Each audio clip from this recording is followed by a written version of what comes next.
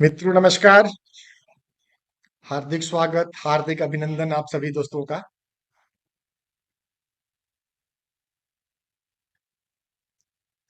दीपक जी, सब कुशल मंगल हैं? हाँ जी सर, सब बढ़िया। Good evening sir. Good evening. Deepak ji, आज आप हम सभी दोस्तों को सिखाएंगे workman compensation and marine insurance. बिल्कुल सर, बिल्कुल। जी, इससे पहले सीखने से पहले आपको पहले हमें सभी मित्रों को ये बताना है कि इसमें ब्रोकरेज क्या है और कॉन्टेस्ट क्या चल रहा है अपना। बता देंगे? बिल्कुल सर, बिल्कुल। जो एम्प्लॉय कंपनसेशन इंश्योरेंस है, जी। जो डब्ल्यूसी जिसको हम बोलते हैं, जी। इसमें जो है जैसे अपना डिजिट है और अपना बजाज है, ये सब इसमें 27% तक अपना इनका हुआ ब्रोकरेज। और अपना इसमें मरीन में भी सेम ही है, हम्म, 27% तक है। जी। साथ में हमारे मित्रों को आपको ये भी बताना है कि हम बिजनेस कैसे शुरुआत करें। इस प्रोडक्ट में काम की शुरुआत किस तरह से करें, किनके पास में जाएं, कैसे बातचीत करें, कैसे हम कारपोरेट वाला स्टाइल से काम करें कि हम सब ग्रोथ की तरफ बढ़ पाएं। इस पे भी आपको ध्यान आकर्षित कराना है, हमारे दोस्तों को बताना है। बिल्कुल सर, बिल्कुल। क्योंकि जब तक हमारे मित्र लोग पैसे नहीं कमाएंगे ना, और उनको नहीं मालूम होगा कि इस प्रोडक्ट की यूएसपी क्या है, तब तक उनका इंटरेस्ट डेवलप नहीं होगा। होता क्या है दीपक भाई साहब, कि लोग ना जी सर, कंपटीशन में जी रहा होता है। जी सर, अगर बिल्कुल। आपके पड़ोस में, आपके रिश्तेदारी में, आपके परिवार में अगर किसी ने पुलिस की नौकरी कर ली, हम्म। तो हमारे आपके बच्चों के मन में भी वही भावना आती है कि हम भी पुलिस वाले बनेंगे, क्योंकि इसकी रौब तो बहुत ज्यादा है। गली में सब लोग इसको डरते हैं, इससे सहमते हैं और इसको सम्मान भी करते हैं, साथ में पैसा भी आता है। जी सर, बिल्कुल, लेकिन बिल्कुल। जब हमारे दोस्तों को आप ये बताएंगे कि पुलिस की तो कंपटीशन देनी है, कंपटीशन दे के पुलिस वाले बनोगे, हम तो आपको उस इंडस्ट्री में लाना चाहते हैं जहां पे कोई कंपटीशन नहीं हो, वहां पे कलेक्टर भी आप हो और एसडीएम भी आप ही हो, बिल्कुल सर, और बिल्कुल। ये सारे पुलिस वाले आपके पीछे पीछे रहेंगे।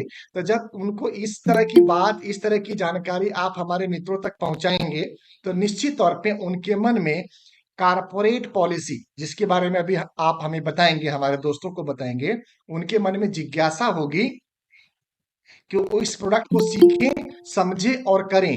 क्योंकि सब अपने मित्रों को ठाकुर साहब रोज यही बात सिखाते हैं, रोज ये बात बताते हैं कि जब तक आप सीखेंगे नहीं ना, तब तक आप जीतेंगे नहीं। बिल्कुल सर, और बिल्कुल। सिखाने के लिए ही हम हैं। आप हमसे सीखिए और जीवन में कहीं भी जैसे आप हमसे बेहतर कर सकते हैं, हमसे अच्छा कर सकते हैं, हमसे आगे कैसे बढ़ सकते हैं, उसमें आप हमारी शुभकामना लीजिए। हमें इस बात की खुशी रहेगी, इस बात से मैं अपने आप को गौरवान्वित महसूस करूंगा कि हम लोगों ने साथ में रह के एक क्लास में सीखा है।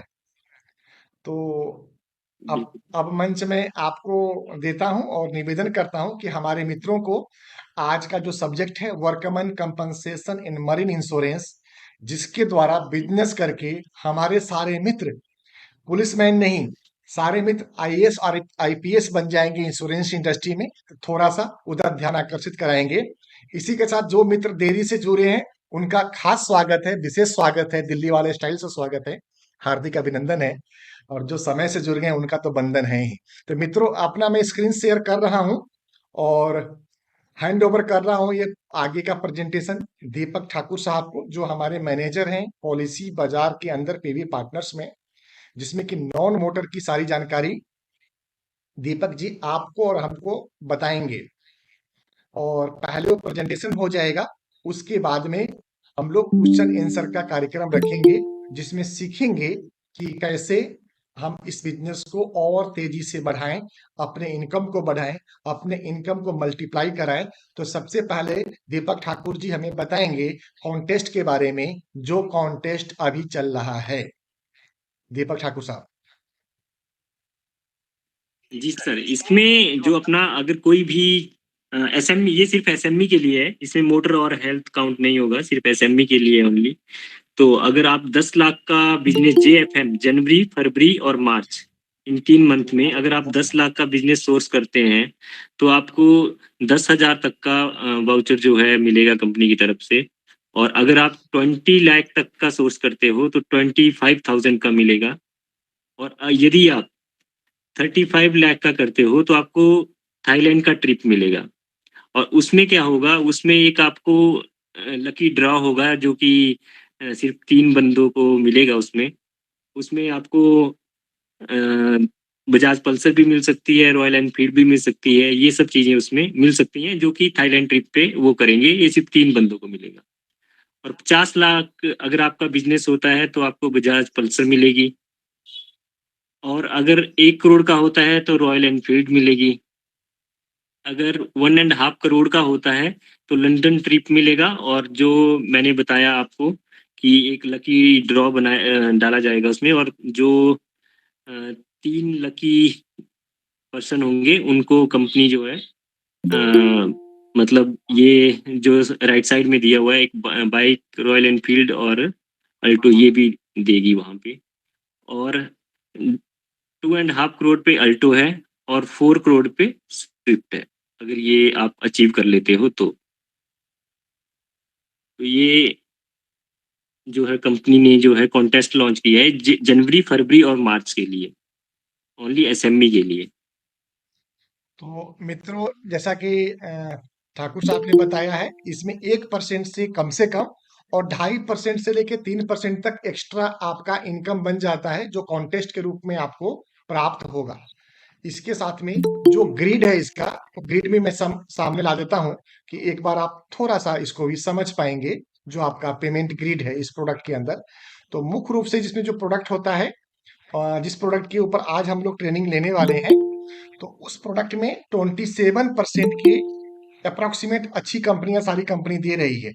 ठाकुर साहब एक बार ब्रीफ कर दीजिए हमारे दोस्तों को ग्रिड के बारे में। जी सर, इसमें इसमें जो अपना मरीन और वर्कमैन कंपनसेशन दोनों में जैसे अपना डिजिट, लिबर्टी, चोला, बजाज, ये सब कंपनियां जो है 27 तक का पे आउट दे रही हैं। आईसीआईसी लोम्बार्ड 22% का, और गवर्नमेंट जो कंपनियां हैं वो भी इसमें 16% तक का पे आउट दे रही हैं। तो पे आउट इसमें बहुत अच्छा है। और बाकी इसमें एक चीज और है, 27% तो आपको मिलेगा ही मिलेगा। अगर आपका मंथली बिजनेस जो है, अगर आप नीचे सर स्क्रॉल करोगे अगर इसे नीचे थोड़ा, हाँ यहाँ पे, अगर आपका मंथली बिजनेस जो है वो 1 लाख से 2.5 लाख तक होता है तो आपको 1% एक्स्ट्रा पे आउट आएगा। और अगर 2.5 से 5 लाख तक होता है तो आपको 1.25% एक्स्ट्रा आएगा। और मोर देन 5 लाख होता है तो 1.5% एक्स्ट्रा आएगा, यानी कि 27 आएगा ही आएगा, उससे ऊपर एक्स्ट्रा ये और आएगा यदि आप ये मंथली बजट जो है ये अचीव कर लेते हो। तो ये अपना पे आउट ग्रिड है इसमें एसएमई में। जी सर। जी। और अब हम लोग चर्चा शुरुआत करते हैं। इसको मैं क्लोज कर देता हूँ। जिन मित्रों को एक चार्ट नहीं मिला है, ग्रिड नहीं मिला है, कॉन्टेस्ट नहीं मिला है, तो जिस भी नंबर से आपके पास गया है मैसेज, आप उस नंबर पे मुझे कोऑर्डिनेट करिएगा।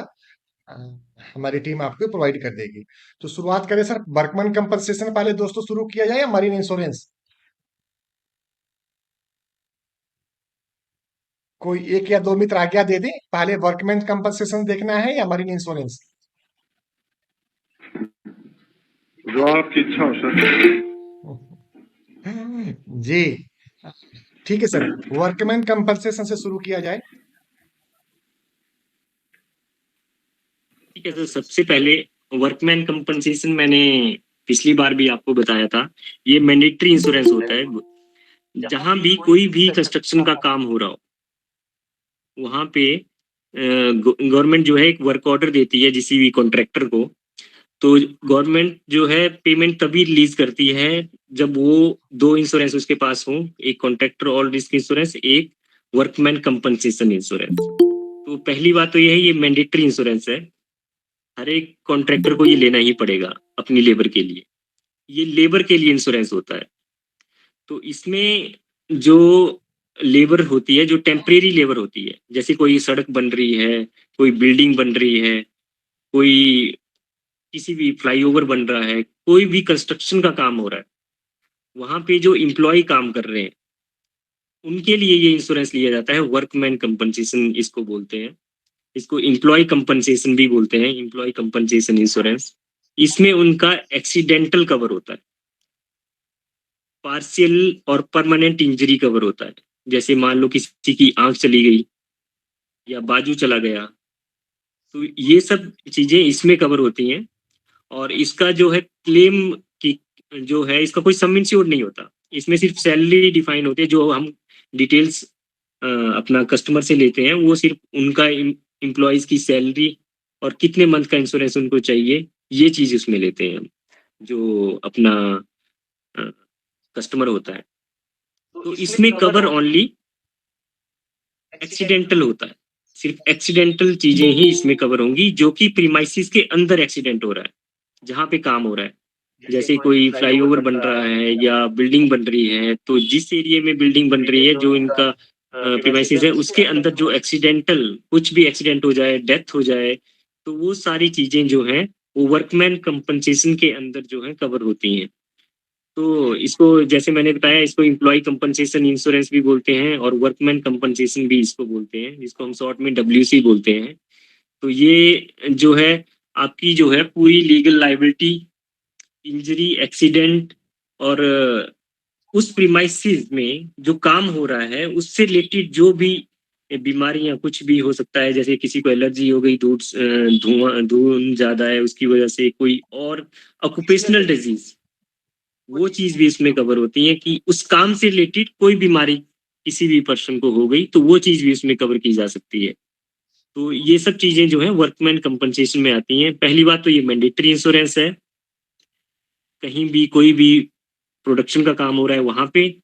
और दूसरा इसमें जो है एक्सीडेंटल जो है और ऑक्यूपेशनल डिजीज, ये कवर होती है। और इसका जो क्लेम है हमेशा कोर्ट ही डिसाइड करता है कि कितना लाइबिलिटी बनती है जो बंदे को देनी। जैसे फॉर एग्जांपल कोई पर्सन है, उसकी टांग टूट गई, तो अब ये डिसाइड तो कंपनी, इंश्योरेंस कंपनी तो करेगी नहीं डिसाइड कि इसको कितना क्लेम बनता है। तो वो कोर्ट डिसाइड करेगा कि इस पर्सन की इतनी इनकम थी सालाना या मंथली, तो इसकी इतनी लाइबिलिटी बनती है, ये प्रीमियम जो है कंपनी को पेड करना पड़ेगा इस पर्टिकुलर पर्सन को, जिसकी टांग टूट गई या बाजू चला गया या डेथ हो गई या आंखें चली गई काम करते वक्त। तो ये सब चीजें जो है वो कोर्ट ही डिसाइड करता है। तो सर यहाँ पे किसी को कोई क्वेश्चन, कोई क्वेरी हो किसी का वर्कमैन कंपनसेशन से रिलेटेड, कि किस तरह का चीजें कवर होंगी या कब ये रिक्वायर्ड होता है? एक पॉइंट मैं क्लियर कर देता हूं मित्रों, जैसा दीपक सर ने बताया कि गवर्नमेंट कॉन्ट्रैक्टर में जरूरत होती है। गवर्नमेंट कॉन्ट्रैक्टर में कंपलसरी होता है, इसके बगैर कॉन्ट्रैक्ट नहीं मिलेगा। लेकिन मेरे कई कारपोरेट क्लाइंट्स हैं जो अगर छोटे बड़े भी कॉन्ट्रैक्ट किसी भी कॉन्ट्रैक्टर से काम कराते हैं, तो उनसे कंपलसरी किया हुआ है कि इस पॉलिसी के बगैर हम आपको कॉन्ट्रैक्ट डिलीवर ही नहीं करेंगे, कॉन्ट्रैक्ट हम आपको हैंड ओवर ही नहीं करेंगे। तो जैसे ही वो इम्प्रेशन ऑफ इंटरेस्ट दिखाता है, उसके बाद में कॉन्ट्रैक्ट और डॉक्यूमेंटेशन उनसे पूरा करवा लेता है। तो दीपक जी, अब सिर्फ गवर्नमेंट कॉन्ट्रैक्टर में ही नहीं रहा, अब प्राइवेट नहीं, कॉन्ट्रैक्टर। प्राइवेट में भी, ये सभी में है, ये जस्ट मैंने एग्जांपल के तौर पे इनको जी, बताया। जी। तो ये सभी में लागू है।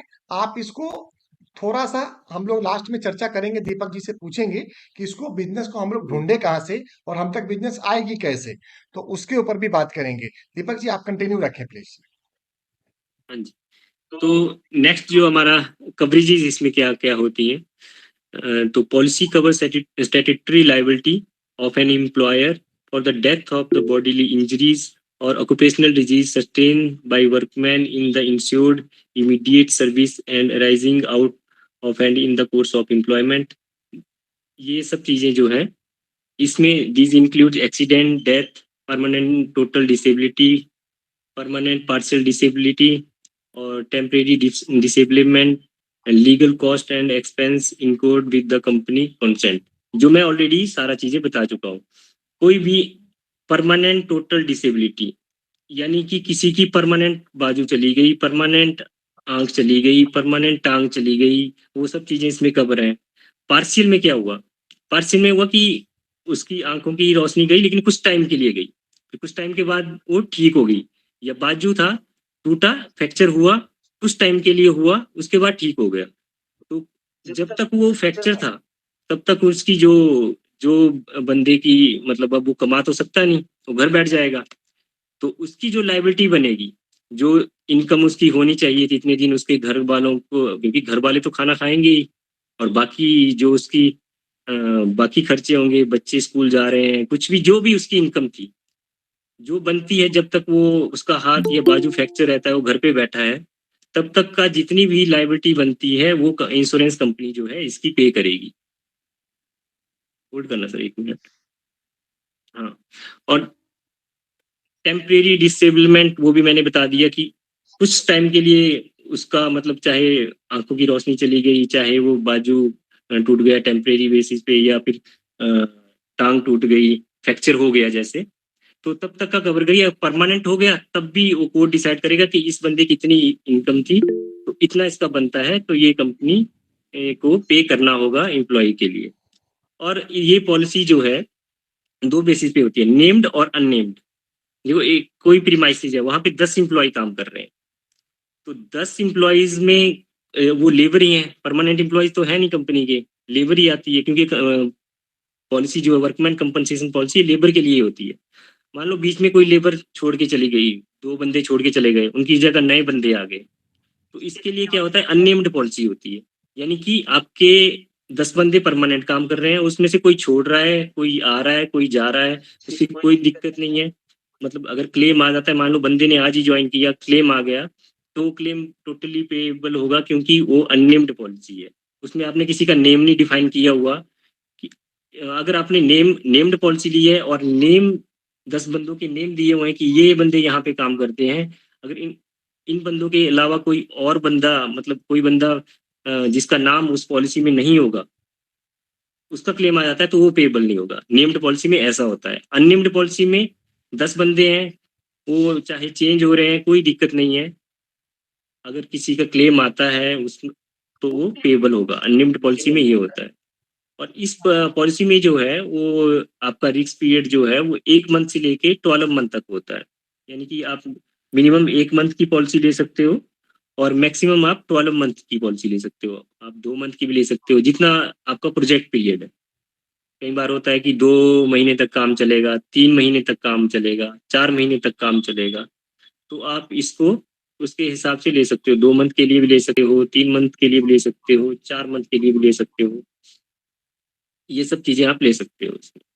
और इसमें एक्सक्लूजन नेक्स्ट है। एक्सक्लूजन इसमें क्या क्या रहेंगे, देखो अगर कोई मतलब इंजरी होती है या कोई भी फर्टिलिटी होती है, वो इंटेंशनली होती है, या दूसरा प्रीमाइसिस के अंदर नहीं होती, तो ये चीजें इसमें कवर नहीं होती। यानी ये जो इंश्योरेंस है, ये प्रीमाइसिस जहाँ पे काम हो रहा है उसके अंदर जो इंजरी आएगी पर्सन को, उसी चीज को ये जो है इंश्योरेंस पॉलिसी जो है कवर करेगी।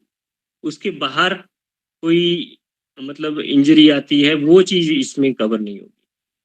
या जैसे मान लो आपका फ्लाईओवर बन रहा है, तो अगर वो फ्लाईओवर बनते बनते जैसी प्रीमाइसी में फ्लाईओवर बन रहा है, वहां पे अगर उसको कोई इंजरी आती है, तो वो डबल वर्कमैन कंपनसेशन में कवर होगी। अगर वो घर में कहीं उसको कोई इंजरी आती है, वो चीज इसमें कवर नहीं होगी, क्योंकि ये उस पर्टिकुलर प्रीमाइसिस को इंश्योर कर रही है ये पॉलिसी।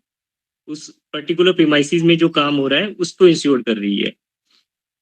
और दूसरा क्या होता है, जब आप पॉलिसी लेते हो तो आप रिस्क लोकेशन बताते हो कि जैसे आपकी कोई लेबर है, वो काम कर रही है, आपने क्या किया, 4 महीने की पॉलिसी ले ली, लेकिन आपका काम क्या है, 2 महीने में खत्म हो गया उस लोकेशन पे, किसी पर्टिकुलर लोकेशन पे आपका काम हो रहा है, तो आपका काम वहां पे 2 महीने में खत्म हो गया। लेकिन अब क्या है कि पॉलिसी आपने 4 महीने की ले रखी है, अब आपका अगला अगला काम, अगला कोई प्रोजेक्ट आ गया, उसमें काम करना है आपको, तो आप सोच रहे होंगे कि हमारी 4 महीने की पॉलिसी हमने ले रखी है, तो इसको कंटिन्यू रखते हैं, दूसरी लोकेशन में भी हम इसी से काम चला लेंगे। तो ऐसा नहीं होगा। जब आपने पॉलिसी ली होती है तो उसमें लोकेशन डिफाइन की होती है कि इसी लोकेशन में अगर काम हो रहा होगा, तब कोई क्लेम आता है तो वो कंपनी पे करेगी। तो अगर आपने इन बिटवीन कोई लोकेशन चेंज कर ली, तो किसी अदर लोकेशन में आपका क्लेम आ गया, तो वो पेएबल नहीं होगा। जो पॉलिसी के ऊपर लोकेशन लिखी होगी, उसी ही लोकेशन में जो क्लेम आएगा वो पेएबल होगा, बाकी दूसरी लोकेशन में नहीं। अगर मान लो आपने गुड़गांव सेक्टर 14 की लोकेशन डाल रखी है कि सेक्टर 14 में कोई बिल्डिंग बन रही है या फ्लाईओवर बन रहा है या रोड बन रहा है, तो वहां हमारा काम चला हुआ है 2 महीने 4 महीने के लिए, तो उसका आपने इंश्योरेंस ले रखा है। लेकिन आपका क्या हुआ, वो रोड या फ्लाईओवर कुछ भी है वो 2 महीने में बन गया और आपका अगला काम सेक्टर 17 में हो रहा है, तो आपने क्या देखा कि हमारा बिजनेस तो ऑलरेडी चल ही रहा है, मतलब इंश्योरेंस तो ऑलरेडी चल ही रहा है, तो इसी इंश्योरेंस को हम कंटिन्यू रखते हुए सेक्टर 17 में भी काम शुरू कर देते हैं, इंश्योरेंस तो अपना चल ही रहा है। अगर मान लो सेक्टर 17 में कोई क्लेम आ गया, किसी बंदे की डेथ हो गई या कुछ भी हो गया, तो वो उस पॉलिसी जो है उस बंदे को क्लेम पेएबल नहीं होगा। रीजन भी कि आपने जो पॉलिसी ले रखी है वो सेक्टर 14 के काम के लिए ले रखी है, ना कि सेक्टर 17 के काम के लिए। इसके लिए आप ये चीज कर सकते हो कि आप एनीवेयर इन इंडिया पॉलिसी ले सकते हो। जैसे मान लो आपकी कोई लेबर है, वो 1 महीना यहाँ पे काम करती है, दूसरे महीने दूसरी जगह काम करती है, तीसरे महीने तीसरी जगह काम करती है, तो उसके लिए आप जो है वो और एनीवेयर इन इंडिया पॉलिसी ले सकते हो, जो पॉलिसी जो है पूरे इंडिया में कहीं भी काम हो रहा होगा वो कवर करेगी। जैसे मान लो आपकी 10 लेबर है, तो आपका पूरे साल कहीं पे छोटे छोटे काम चलते रहते हैं, तो आप क्या करो, एनीवेयर इन इंडिया पॉलिसी ले लो, पूरे साल आपका कहीं भी काम हो रहा हो, चाहे सेक्टर 14 17 दिल्ली में काम हो रहा हो, फरीदाबाद में हो रहा हो, चाहे हिमाचल में हो रहा हो, कहीं भी आपका काम हो रहा हो, तो ये पॉलिसी जो है ये सारी चीजें कवर करेंगी। वहां पे किसी भी लोकेशन में कोई भी लॉस आएगा उसको कवर करेगी। इसका थोड़ा प्रीमियम ज्यादा होता है, तो as compared to single location anywhere in India का जो है प्रीमियम वो ज्यादा होता है। तो इसमें कुछ राइडर्स भी होते हैं, जैसे एड ऑन्स बोलते हैं, जैसे मोटर की पॉलिसी में एड ऑन्स होते हैं, तो इसमें कुछ राइडर्स होते हैं, कुछ एड ऑन्स होते हैं। काम भी तो करना है मोटर में। जो एक होता है सब कॉन्ट्रैक्टर कवर। सब कॉन्ट्रैक्टर कवर में क्या होता है, जैसे मान लो कोई एक कॉन्ट्रैक्टर ने पॉलिसी ले रखी है, तो एक कॉन्ट्रैक्टर के अंदर भी सब कॉन्ट्रैक्टर होते हैं, छोटे छोटे कॉन्ट्रैक्टर होते हैं नीचे। तो अगर पॉलिसी में सब कॉन्ट्रैक्टर कवर आपने ले रखा होगा, तो जो पॉलिसी है वो उन छोटे छोटे कॉन्ट्रैक्टरों की जो लेबर होगी उसको भी कवर करेगी। इसलिए अगले बार मोटर का जैसे मान लो गवर्नमेंट मतलब किसी पर्टिकुलर पर्सन ने किसी कॉन्ट्रैक्टर को अपना जो है किसी काम को करने का जो है वो दे दिया, कॉन्ट्रैक्ट दे दिया, तो उसमें उस कॉन्ट्रैक्टर के अंदर भी छोटे छोटे सब कॉन्ट्रैक्टर होंगे। अगर आपने सब कॉन्ट्रैक्टर कवर ले रखा होगा तो जो है ये पॉलिसी उन सभी को कवर करेगी। सब मतलब जो सब कॉन्ट्रैक्टर के अंडर एम्प्लॉइज होंगे उनको भी कवर करेगी। नेक्स्ट है मेडिकल एक्सटेंशन कवर, जो नेक्स्ट राइटर है वो मेडिकल एक्सटेंशन। मेडिकल एक्सटेंशन में क्या होता है कि जो अपनी वर्कमैन कंपनसेशन पॉलिसी होती है, ये मेजरली क्या करती है, पार्शियल इंजरी या परमानेंट इंजरी या डेथ, इन चीजों को कवर करती है। लेकिन जैसे आप प्रीमाइसिस में काम कर रहे हो, जहाँ पे आपका कंस्ट्रक्शन का काम चल रहा है, वहाँ पे काम कर रहे हो, वहाँ पे छोटी मोटी इंजरी जैसी हो जाती है। मान लो किसी के घुटने में छोटी मोटी चोट आ गई, और किसी के उंगली में चोट आ गई, किसी के बाजू में चोट आ गई, छोटी मोटी चोट आ गई, तो उसका जो मेडिकल का, जैसे हॉस्पिटल गए वहाँ पे छोटा मोटा बिल बनता है, चाहे 10-15 हजार का, तो अगर आपने मेडिकल एक्सटेंशन कवर ले रखा है तो वो आपको रिम्बर्स हो जाएगा। इंश्योरेंस कंपनी उसको भी पे करेगी आपको। जैसे छोटा मोटी इंजरी, जैसे आपके हाथ में छोटी मोटी चोट आ गई, ब्लड निकल गया, उसमें पट्टी होगी, इस तरह का जो है ये मेडिकल एक्सटेंशन कवर में ये सब चीजें कवर होती हैं। तीसरा है ऑक्यूपेशनल डिजीज कवर। इसमें क्या होगा, जो यहाँ पे आपका काम हो रहा है उस ऑक्यूपेशन से रिलेटेड कोई डिजीज किसी पर्टिकुलर पर्सन को हो जाती है, मतलब जहाँ पे मान लो धुएं वगैरह का काम है, उसकी वजह से उसको एलर्जी हो जाती है, कुछ भी हो जाता है, इन्फेक्शन हो जाता है, कुछ भी हो जाता है, तो ऑक्यूपेशनल डिजीज जो है ये कवर अगर आपने ले रखा हो तो वो उस बीमारी को भी कवर करेगी। तीसरा राइडर है टेररिज्म। अगर आपने टेररिज्म भी ले रखा है तो आप वहां पे कोई आतंकवादी हमला होता है, उसकी वजह से किसी पर्सन की डेथ हो जाती है, या उसके बाजू टूट जाती है, या कहीं पे उसको चोट लग जाती है, तो ये सब चीजें मतलब उसकी कवर हो जाएंगी टेररिज्म के अंदर। तो इसमें ये मेन चीजें हैं, ये 4 राइडर होते हैं अपने डब्ल्यूसी पॉलिसी में। तो डब्ल्यूसी पॉलिसी जो स्टैंडर्ड डब्ल्यूसी पॉलिसी होती है विदाउट राइडर, वो क्या कवर करती है? परमानेंट इंजरी, पार्शियल इंजरी और डेथ, ये चीजें वो कवर करेगी। यानी किसी का बाजू टूट गया, परमानेंट टूट गया या पार्शियली कुछ टाइम के लिए टूट गया, या किसी की टांग टूट गई, परमानेंट टूट गई या कुछ टाइम के लिए टूट गई, तो ये सब चीजें स्टैंडर्ड जो, या किसी की डेथ हो गई उस प्रीमाइसिस में जहाँ पे काम चल रहा है, तो ये चीजें जो है स्टैंडर्ड डब्ल्यूसी पॉलिसी कवर करती है। यानी कि जो डब्ल्यूसी पॉलिसी है सिंपल पॉलिसी, वो इन चीजों को सब कवर करती है। लेकिन अलग से आप राइडर क्या क्या ले सकते हो? सब contractor cover, medical extension cover, occupational disease cover और टेररिज्म। तो सब कॉन्ट्रैक्टर में क्या कि जो कॉन्ट्रैक्टर है उसके नीचे अगर छोटे छोटे कॉन्ट्रैक्टर हैं, उनके जो लेबर है वो उनको भी कवर करेगी सब कॉन्ट्रैक्टर कवर अगर आप लेते हो। मेडिकल एक्सटेंशन में छोटी मोटी इंजरी जैसे होती है, काम जहाँ पे काम चला हुआ है वहां पे छोटी मोटी इंजरी होती है, जैसे कि मान लो किसी की छोटी मोटी चोट आ गई बाजू में, हाथों में, पैरों में, और ब्लड निकल रहा है, उसमें पट्टी वगैरह होगी, तो ये सब चीजें मेडिकल एक्सटेंशन में कवर हो जाएंगी। और ऑक्यूपेशनल डिजीज में यानी कि जहाँ पे कुछ काम चला हुआ है उस ऑक्यूपेशन से रिलेटेड कोई डिजीज किसी बंदे को हो जाती है, अगर ये राइडर ले रखा है तो वो इसको भी कवर करेगी।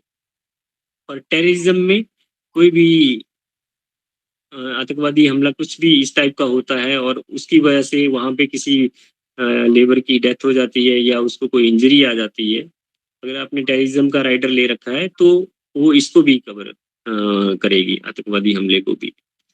तो क्लेम प्रोसेस इसमें यही होता है कि जो एफआईआर वगैरह होती है वो सब चीजें इसमें चाहिए होती हैं। तो आपने जो है फर्स्ट पर्सन तो आपका मतलब जो आरएम होता है वही रहता है। आरएम फिर आपको अपने, जैसे हम लोग हैं, हम लोग आपको अपनी क्लेम टीम के साथ अलाइन कराएंगे, क्लेम टीम आपको पूरी हेल्प करेगी क्लेम वगैरह प्रोसेस करवाने के लिए। तो ये सब चीजें हैं इसमें डब्ल्यूसी पॉलिसी में। तो अभी तक जो डब्ल्यूसी पॉलिसी से रिलेटेड किसी भी पर्सन को कोई भी क्वेरी हो तो वो अभी पूछ सकता है, क्या क्या चीजें इसमें कवर होती हैं, कब हम इस इंश्योरेंस को ले सकते हैं, कब कब ये इंश्योरेंस चाहिए होती है, और इसमें क्या क्या चीजें कवर होती हैं। तो इससे रिलेटेड अगर किसी की कुछ क्वेरी हो तो वो अभी पूछ सकता है।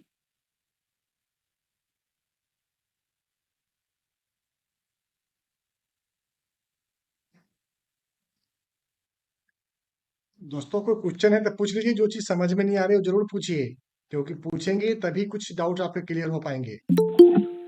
हेलो। जी। हेलो।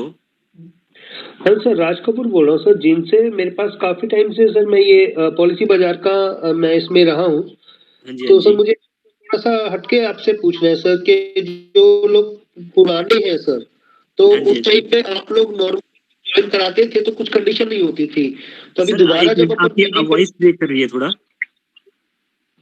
हाँ जी सर। वॉइस ब्रेक कर रही है, अब बोलिए सर, अब क्लियर आ रही है। तो सर मैं सिर्फ ये जानना चाह रहा हूँ, अभी अपन जब दोबारा लॉग इन कर रहे हैं, पासवर्ड डाल रहे हैं ना सर, तो हाँ वो ना जी। कुछ बोल रहे हैं कि आप कुछ मतलब वेरिफिकेशन नहीं हो पा रहा है। एक बार चल चुका है कोड, बट दोबारा से फिर पता नहीं क्या इशू आ रहा है सर। मतलब आपका कोड वेरीफाई नहीं दिखा रहा वहां पे? एड्रेस जैसे कई बार बोलता है एड्रेस रिजेक्टेड करके। ठीक है सर। और क्योंकि मैं इंश्योरेंस में फुल टाइम हूँ सर, तो मुझे सिर्फ ये है कि इधर उधर ना जाके, मतलब छोटी छोटी कंपनी में ना जाके अपन एक पोर्टल पे ही काम कर ले सर, इस वजह से। कोई दिक्कत नहीं क्योंकि है मेरा सर। भी जैसे मैं टाटा में राज कपूर साहब, जब आप सर। राज कपूर साहब, ये सही मंच नहीं है। यहाँ पे जिस सब्जेक्ट के लिए प्रेजेंटेशन रखी गई है आप उस पे बात है कोई कर लीजिए। और दूसरी बात, जो ऑब्जेक्शन अभी आप कर रहे हैं कि आपका पोर्टल नहीं चला रहा है, मैंने खुद आपको कॉल करके बताया कि आपका केवाईसी और एनओसी चाहिए। और तीसरी बात, आप फोन रिस्पॉन्ड नहीं करते तो कैसे कोई रिस्पॉन्ड करेगा सर। और चौथी और सबसे महत्वपूर्ण बात कपूर साहब, ये प्रेजेंटेशन के ऊपर क्वारी पूछा गया था, आपने सब्जेक्ट को चेंज करने की कोशिश कर रहे हैं, तो प्लीज ऐसा ना करें। अभी के प्लीज ओके प्रेजेंटेशन के सर, ऊपर सॉरी सर। कोई क्वेश्चन है तो वो पूछिए प्लीज।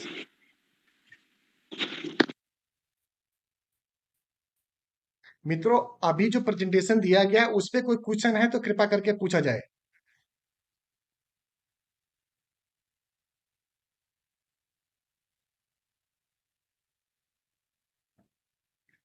विजय श्रीवास्तव सर हाथ उठाए हैं, कुछ पूछना चाह रहे हैं इस पे?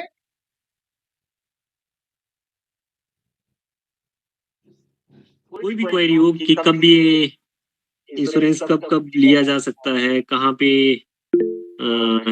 आप इसको पिच कर सकते हो, कहाँ पे इसकी रिक्वायरमेंट होती है, किसके पास आप जा सकते हो इस इंश्योरेंस के लिए। दिनेश भारद्वाज जी इसी कुछ पूछना चाह रहे हैं, पूछिए। हाँ नमस्कार सर। नमस्कार।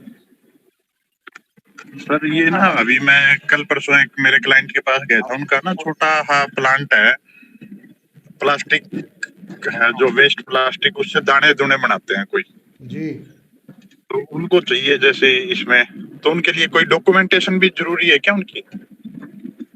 जी नहीं सर, 4 चीजें होती हैं इसमें। हाँ जी।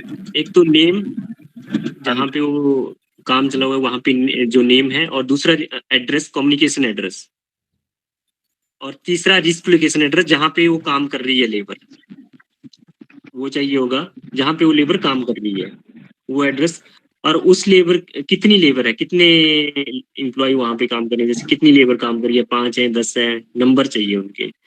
और तीसरा उनकी सैलरी कितनी है, बस ये चीजें चाहिए होती, ज्यादा इसमें रिक्वायरमेंट नहीं होती। नेम, कम्युनिकेशन एड्रेस, सैलरी उनकी एक नंबर में चाहिए? नहीं जो मतलब उनकी सैलरी एस्टिमेटेड होगी, क्योंकि लेबर की सैलरी फिक्स सैलरी तो होती नहीं है, ऐसी ही होती है 10 15 20 इस हिसाब से सैलरी मिलती है उनको। तो जो भी उनकी सैलरी तो है एक वो, नंबर में देनी चाहिए या कैश नहीं सैलरी भी आप चलेगी? हमें एस्टिमेट बताओ कि हाँ इतने के करीब सैलरी इनको मिलती है। तो क्योंकि लेबर कई बार ऐसा होता है 10 दिन कोई और काम कर रहा है, 20 दिन 10 दिन कोई और आ गया उसकी जगह, 10 दिन कोई और आ गया, इस तरह से चलती रहती है। ऐसा नहीं है कि बिल्कुल फिक्स सैलरी, जो एस्टिमेटेड सैलरी है उनकी, एवरेज सैलरी आप निकाल लो मंथ की, तो उस हिसाब से दे दो। तो ये 4-5 चीजें होती है, एक तो अप्रोक्सीमेट नेम। बिजनेस का कोई वो नहीं है वहाँ पे, बिजनेस कितने का हो रहा है? क्या हो सर? बिजनेस का तो कोई दिक्कत नहीं होगी ना वहाँ पे, कितने का बिजनेस हो रहा है भाई, यहाँ पे कोई इनकम कितनी है या क्या कुछ नहीं ऐसा? नहीं कुछ भी नहीं, इस तरह का वो कुछ भी फाउंडेशन नहीं? नहीं, कोई बाउंडेशन नहीं। जैसे अब इसकी बात है हम, तो इसका क्या कुछ वो आना चाहिए प्रीमियम? जैसे प्रीमियम सर मैक्स बहुत 15 आदमियों का मान ले, 15 आदमी कितने मंथ के लिए? 1 साल के लिए बता दीजिए। वो तो 1 साल के लिए जी, परमानेंट फैक्ट्री है वो तो। हाँ तो 15 आदमी 1 साल के लिए ऑलमोस्ट इतना ही होगा सर, 10,000 के करीब प्रीमियम बनेगा उनका। चलो सर, ये कल करवाता हूँ मैं फिर उनसे। ठीक है। तो पूछ रहे थे भाई इसके लिए डॉक्यूमेंट क्या कुछ चाहिए आपको? डॉक्यूमेंट कुछ भी नहीं, बस जो मैंने बताया, केवाईसी तो आजकल मैंडेटरी कर दी है। हाँ जी हाँ जी। नहीं वो तो फर्म के नाम तो उन्होंने कोई बनाई रखी होगी। हाँ, बॉयलर्स वगैरह भी लगा रखे हैं कोई। जी आप दे दीजिएगा, उस पे कोटेशन हम आपको दिलवा देंगे भारद्वाज साहब। एक विजय श्रीवास्तव साहब कुछ पूछना चाह रहे हैं, भाई साहब हेलो, क्वेश्चन रखा जाए। सॉरी सर मैं डिस्कनेक्ट हो गया था, कोई तो बात नहीं, कुछ क्वेरी था उनका। नहीं वो सॉर्ट आउट तो होगी, वो आपसे डिटेल्स ले लेंगे मंडे को। विजय श्रीवास्तव भाई साहब कुछ पूछना चाह रहे हैं, प्लीज पूछिए।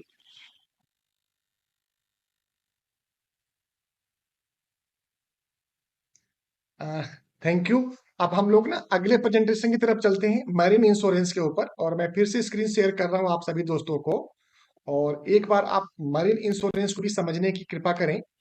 मरीन इंश्योरेंस, और आप में से ना कई दोस्तों से हम ये उम्मीद कर रहे थे कि आप पूछेंगे कि हम बिजनेस कहाँ से लाएं भाई साहब।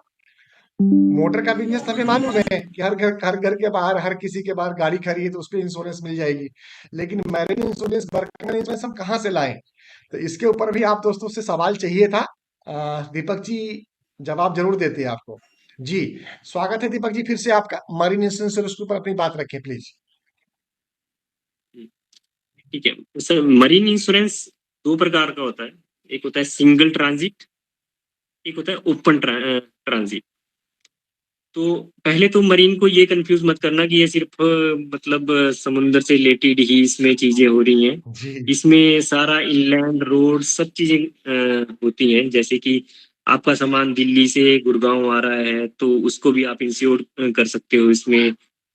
मतलब इनलैंड, ये 3 चीजें होती हैं इसमें, एक होता है इनलैंड, एक होता है इंपोर्ट, एक होता है एक्सपोर्ट। इंपोर्ट किसी फॉरेन कंट्री से आपकी कंट्री में इंडिया में माल आ रहा है, उसको हम इंपोर्ट बोलते हैं। इंडिया से किसी बाहर कंट्री में माल जा रहा है, उसको एक्सपोर्ट बोलते हैं। और इनलैंड यानी कि इंडिया में ही रेल, ट्रक, ट्रेन, इसके थ्रू माल जा रहा है। तो मरीन दो टाइप की होती है, एक स्पेसिफिक मरीन, एक ओपन मरीन। स्पेसिफिक मरीन जो होता है वो सिंगल ट्रांजिट इंश्योरेंस होता है कि आपका माल गुड़गांव से दिल्ली जा रहा है, आपने एक टाइम में इंश्योरेंस ले लिया, तो ज़्यादा महंगा भी नहीं होता। 30 लाख का सम इंश्योर्ड है, उस मतलब 30 लाख का माल जा रहा है अगर, तो उसका इंश्योरेंस आराम से 1500-2000 में हो जाता है। 2000-2500 में, इतने में इंश्योरेंस हो जाता है इसका। और ये मैक्सिमम जो है सिंगल ट्रांजिट इंश्योरेंस जो है मैक्सिमम 3 महीने तक वैलिड होता है। और इंश्योरेंस का मतलब उसकी वैलिडिटी, मतलब अब दिल्ली से गुड़गांव माल आ रहा है, तो जब से दिल्ली से माल चला और गुड़गांव आया, जैसे गुड़गांव में आपका माल पहुंच गया तो इंश्योरेंस खत्म हो जाती है मैक्सिमम 3 मंथ के लिए। और वो ट्रांजिट को इंश्योरेंस है 3 मंथ के लिए। क्यों? जैसे मान लो आपका माल दिल्ली से बेंगलोर जा रहा है, तो कुछ रीजन की वजह से जाम लग गया या कुछ स्ट्राइक चल पड़ी किसी स्टेट में, उसकी वजह से आपका माल बॉर्डर में फंस गया, तो ये हो सकता है 1 मंथ के लिए स्ट्राइक चल पड़ी, 2 मंथ के लिए चल पड़ी, तो उसकी वजह से आपका माल बीच में फंसा हुआ है, अभी तक पहुंचा नहीं है डेस्टिनेशन तक, बेंगलोर तक या बॉम्बे तक दिल्ली से। तो उसके लिए मैक्सिमम पीरियड इसका 3 मंथ का होता है। 3 मंथ के बाद ये पॉलिसी इनवैलिड हो जाती है।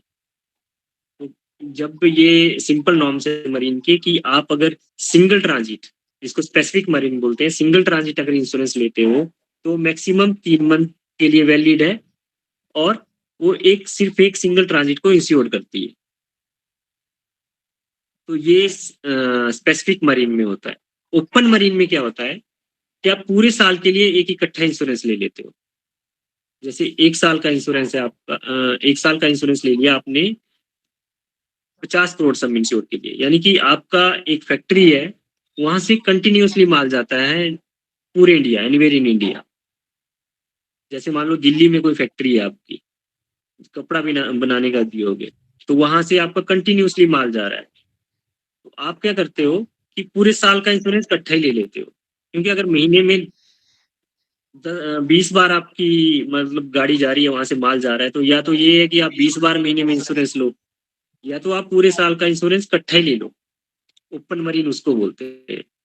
तो पहले तो ये इंश्योरेंस भी मैंडेटरी होता है। जैसे अगर कोई ट्रक के थ्रू माल एक स्टेट से दूसरे स्टेट में जा रहा है, तो ये मतलब पुलिस वाले ये इंश्योरेंस आपके पास होना ही चाहिए, अदरवाइज आपको एंट्री नहीं मिलेगी अदर स्टेट में। मरीन का इंश्योरेंस आपका मैंडेटरी इंश्योरेंस ही होता है अगर आप अदर स्टेट में कहीं भी जा रहे हो माल लेके ट्रक के थ्रू।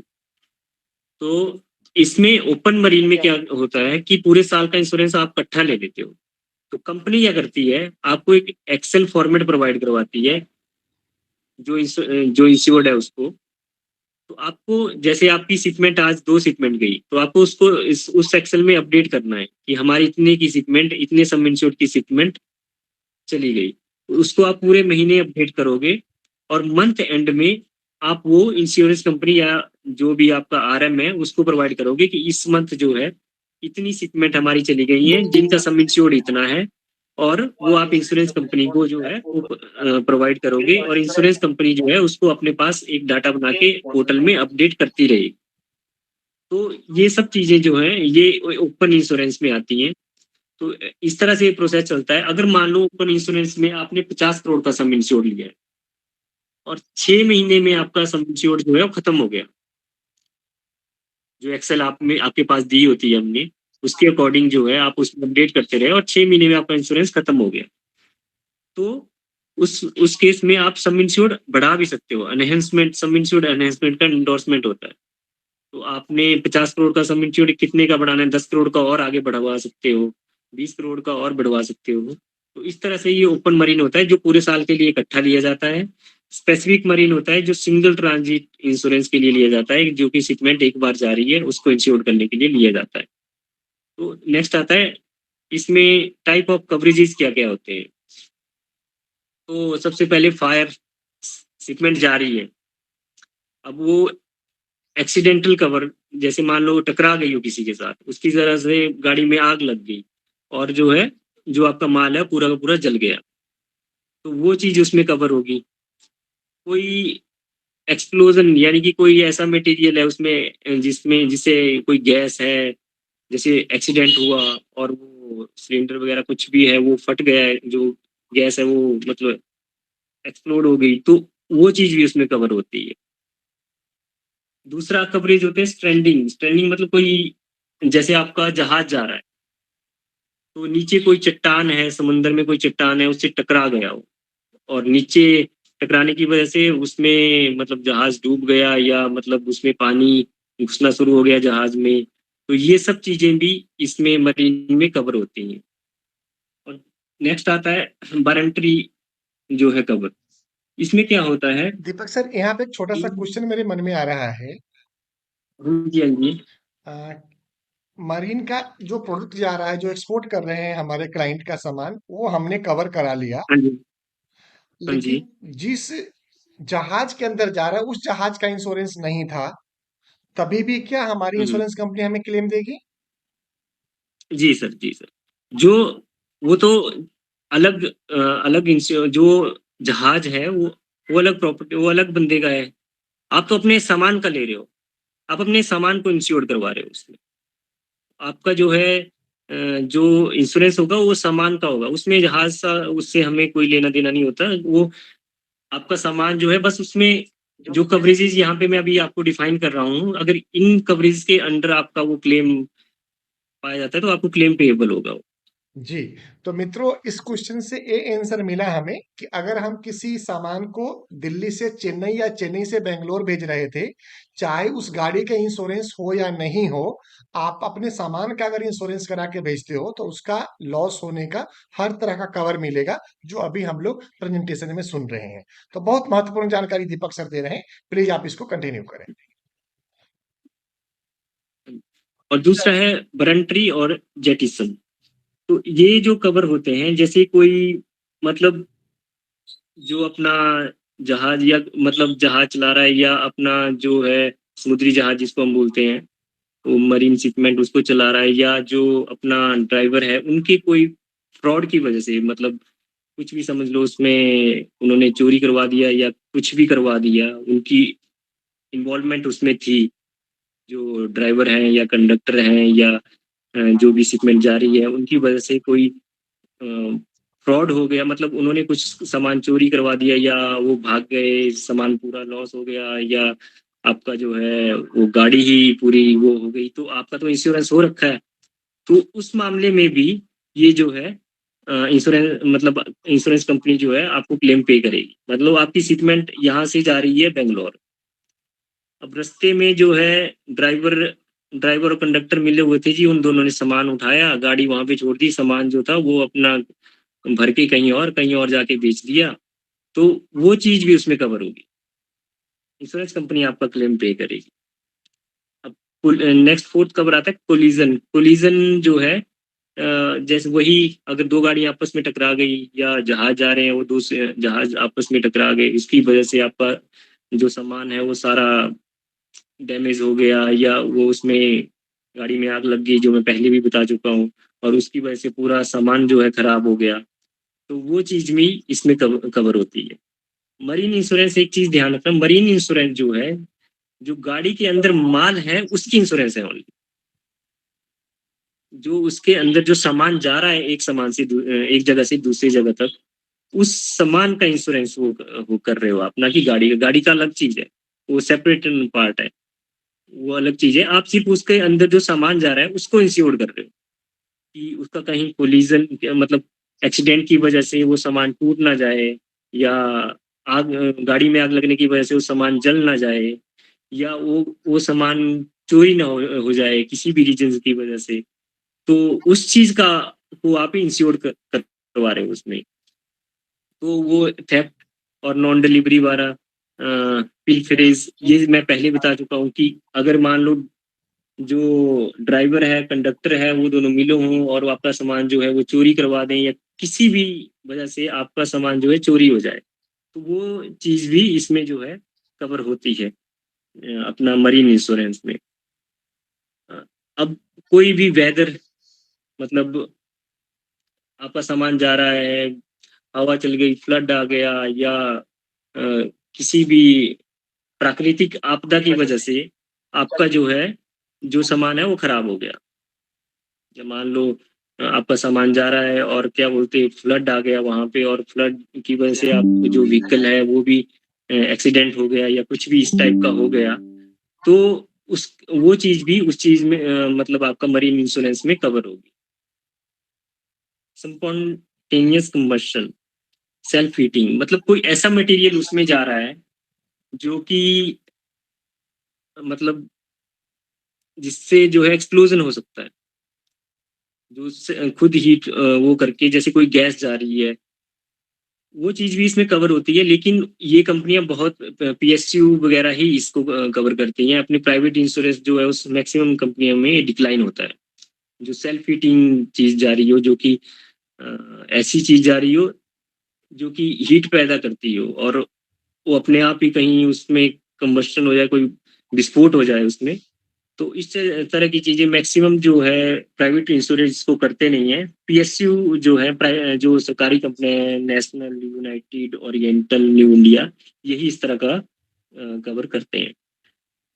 नौ आता है आपका वार, किसी भी तरह की लड़ाई, जैसे आपका माल जा रहा है, इंडिया से जा रहा है आपका माल, सऊदी अरेबिया जा रहा है, अब बीच में एकदम से वॉर आ जाती है और आपका जो माल है उसको नुकसान हो जाता है उस वॉर की वजह से, तो वो चीज़ भी इसमें मरीन इंश्योरेंस में कवर होती है। दूसरा, आपका माल जा रहा है दिल्ली से बेंगलोर जा रहा है, बीच में मान लो जिस स्टेट से होता हुआ जा रहा है वहाँ पे कोई स्ट्राइक वगैरह चल रही है और उन्होंने क्या किया, आपके गाड़ी को जला दिया, तो जो गाड़ी को जला दिया, गाड़ी का इंश्योरेंस वो तो मोटर इंश्योरेंस का पार्ट है, वो तो अलग चीज़ है। जो उसके अंदर सामान है उसका इंश्योरेंस जो है वो आपने करवा रखा है, तो इंश्योरेंस कंपनी जो है वो उसको पूरा सामान का इंश्योरेंस जो है आपको पे करेगी, उसका जितना प्रीमियम बनता है वो पे करेगी। सिविल इंस्टेबिलिटी भी सेम ही पार्ट है। अगर कोई अ, दंगा टाइप इस टाइप का कुछ भी हो रहा हो, तो उसकी वजह से आपके जो ट्रक या व्हीकल है उसमें कोई आग लगा देता है और आपका सामान जो है डैमेज हो जाता है पूरा का पूरा, तो वो चीज़ भी इसमें कवर होती है। टेररिज्म जो है वो ये चीज़ें ये इसमें डिक्लाइन है, कोई भी कंपनी नहीं करती इसमें टेररिज्म जो है। और जीए सेक्रीफाइस ये सेम वारंटी वाला पार्ट है, जो कि मतलब आपका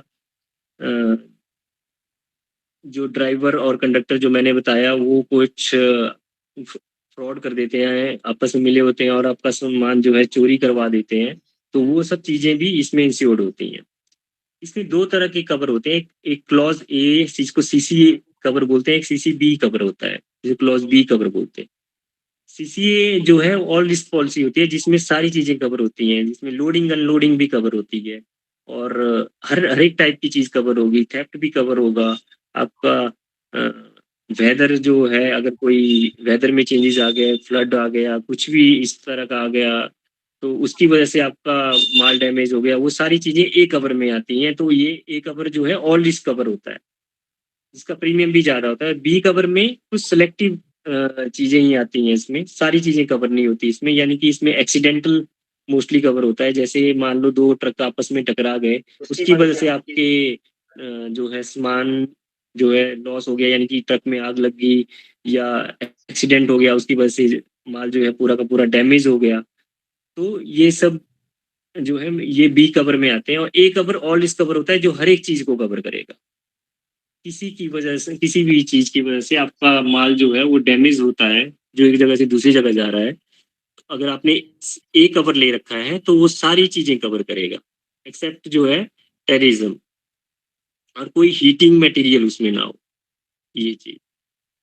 और नेक्स्ट में आता है टाइप ऑफ प्लान, जो मैंने आपको ऑलरेडी बता रखे हैं, ओपन पॉलिसी और specific policy. Specific one time policy, माल आपका एक जगह से दूसरी जगह जा रहा है, एक ये वन टाइम पॉलिसी होती है। और ओपन यानी कि आप पूरे साल का इकट्ठा पॉलिसी ले लेते हो। तो जब आप ओपन मरीन पॉलिसी लेते हो तो इसमें 3 चीज़ें होती हैं जो मैंने आपको बताया था। एक होता है एक्सपोर्ट, एक होता है इम्पोर्ट, एक होता है इनलैंड।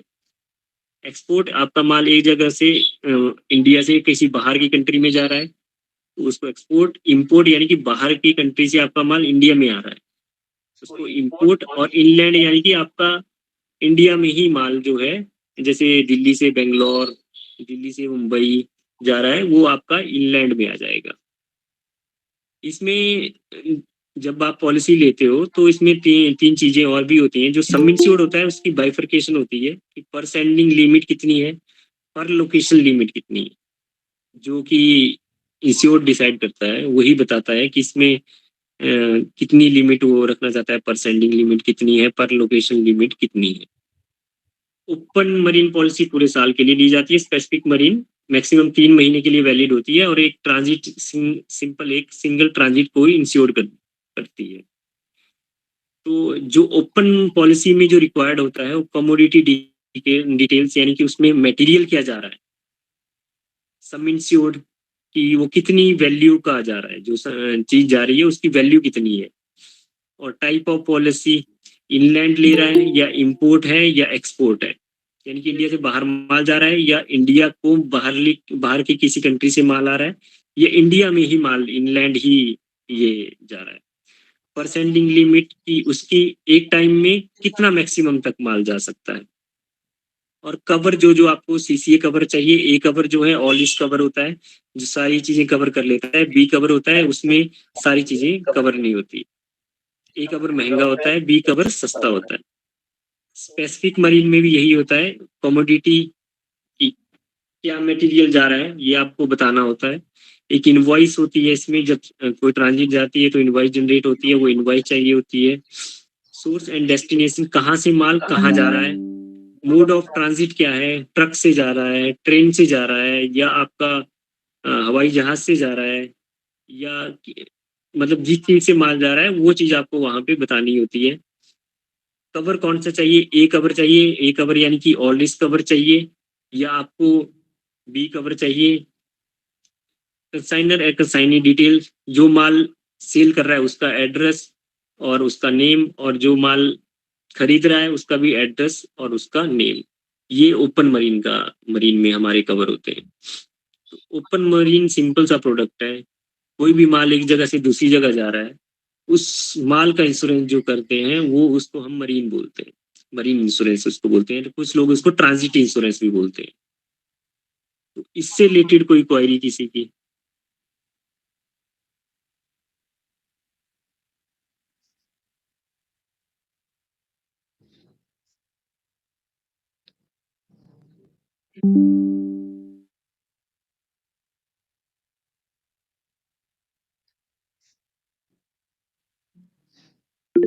मित्रों, प्रेजेंटेशन पूरी हो गई है दीपक जी की तरफ से।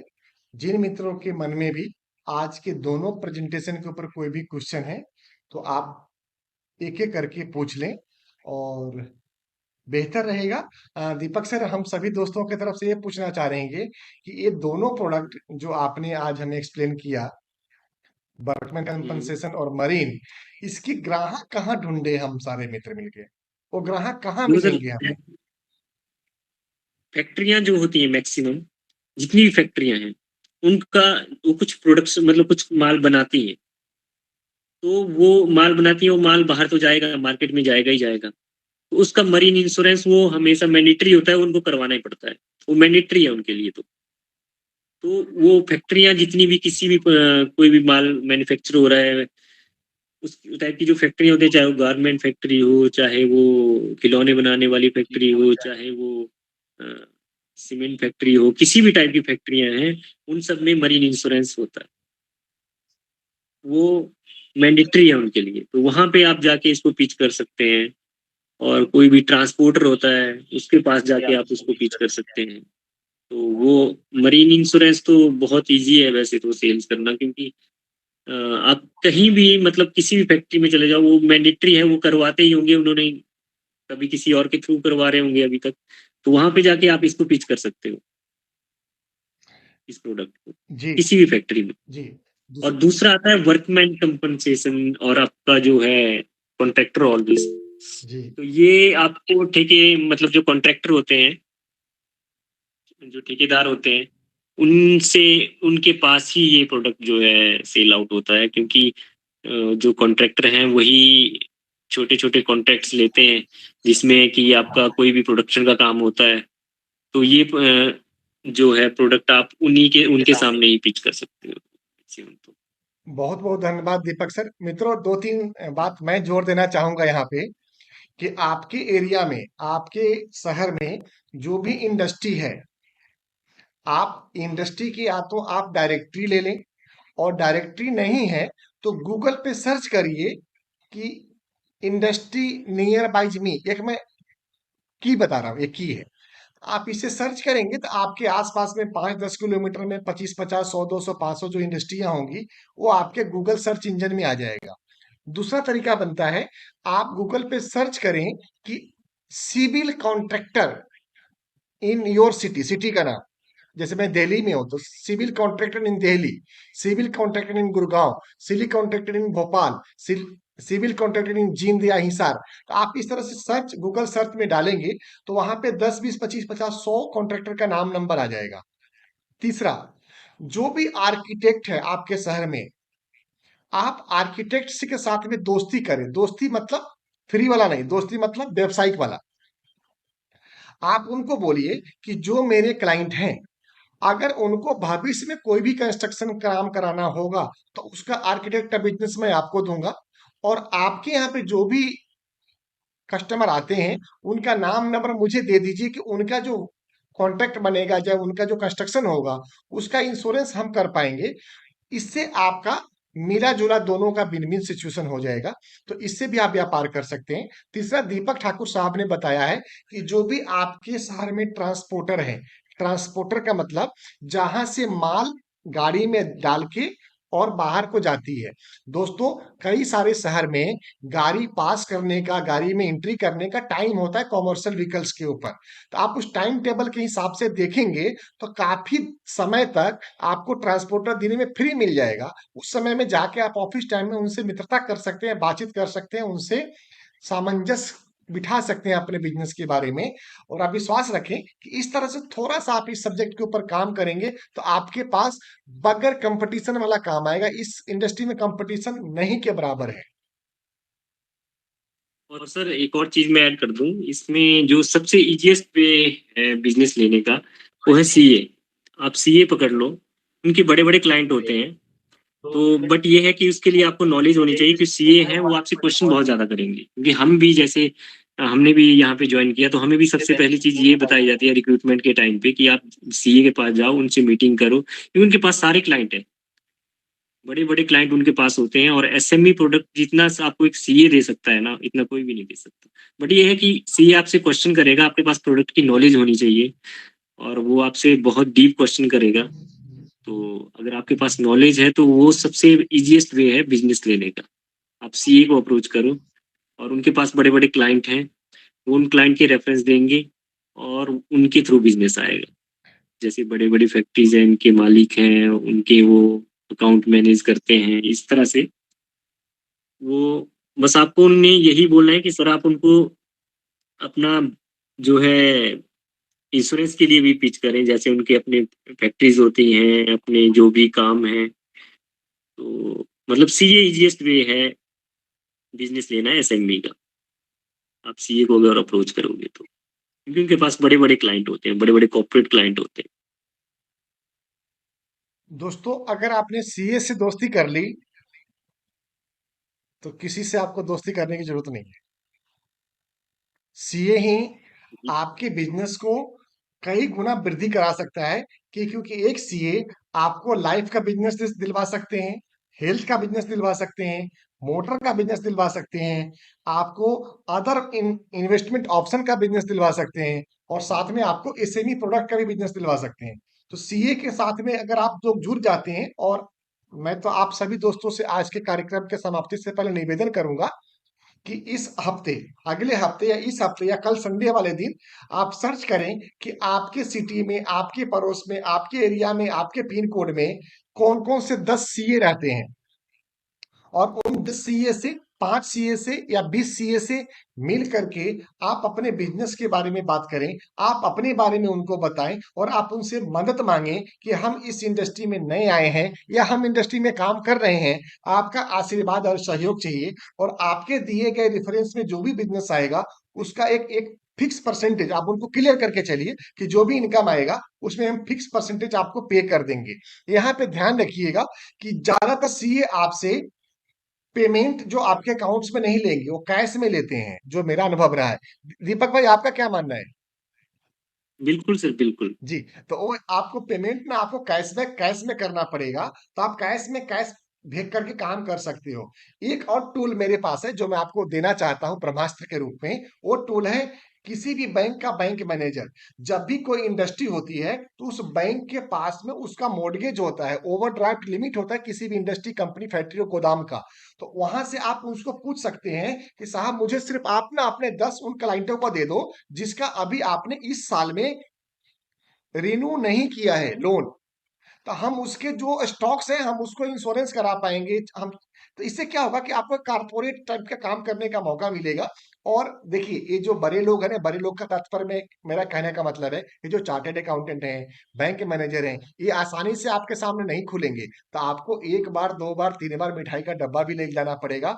एक बार नमकीन वाला, एक बार मीठे वाला और एक बार खट्टे वाला। तो ये तीनों चीज खिलाएंगे तो आपका काम धीरे धीरे बन जाएगा। जी। और किसी और मित्र का सर मैं इसमें कुछ ऐड कर दूं जरूर करें। कि मैंने पिछले पिछले मीटिंग में भी बताया था कि जो एसएमई का बिजनेस होता है ना, वो उसमें कंपटीशन बहुत कम है सर मार्केट में। बहुत कम कंपटीशन है और क्लाइंट को कई बार पता ही नहीं होता कि वो किससे इंश्योरेंस ले। सही बात है। अब मोटर तो हर कोई कर रहा है, मोटर भी हो गया, हेल्थ भी हो गया, लाइफ भी। मोटर तो ऐसा प्रोडक्ट है जिसको हर कोई कर रहा है। कोई सिंपल दुकानदार भी है, वो भी इंश्योरेंस बाहर बोर्ड लगा देता है कि यहाँ पे इंश्योरेंस भी करवाई जाती है। तो एसएमई की नॉलेज बहुत कम लोगों के पास है और इसमें कंपटीशन भी बहुत कम है। और इसमें बस यही है कि आपको पता होना चाहिए कि हमें लेना कहाँ से है और ये इजीली जाएगा। इसमें कंपटीशन है ही नहीं। आपको ये पता होना चाहिए कि प्रोडक्ट आए, मतलब इंश्योरेंस, ये प्रोडक्ट हम कहाँ से इसको पिच कर सकते हैं, आपको ये पता होना चाहिए। मतलब कई बार क्लाइंट को पता ही नहीं होता कि हम पॉलिसी कहाँ से लें। वो मार्केट में 1-2 महीने ऐसे ही ढूंढ रहा होता है कि वो कहीं से पॉलिसी जो है ले सके। हमारे पास बहुत सारे ऐसे क्लाइंट आते हैं सर, मैं अभी पीछे बताता हूँ। हिमाचल में एक सीआर का कॉन्ट्रैक्ट, मतलब पुलिस के स्टेशन बन रहे थे। तो वो बंदा 2 महीने से पॉलिसी लेने की कोशिश कर रहा था, वो पॉलिसी नहीं ले पा रहा था, उसको पता ही नहीं है पॉलिसी कहाँ से लेनी है। वो मोटर के पास जा रहा था, मोटर वाले बंदे मना कर रहे थे, सी हमें कोई नॉलेज नहीं है, हमें कुछ पता नहीं है, हम ना प्रोडक्ट का पता है ना कुछ पता है। बिल्कुल ठीक है। तो वो डायरेक्टली कंपनी की साइट्स में गया, वहां पे थ्रू हमारे पास आया।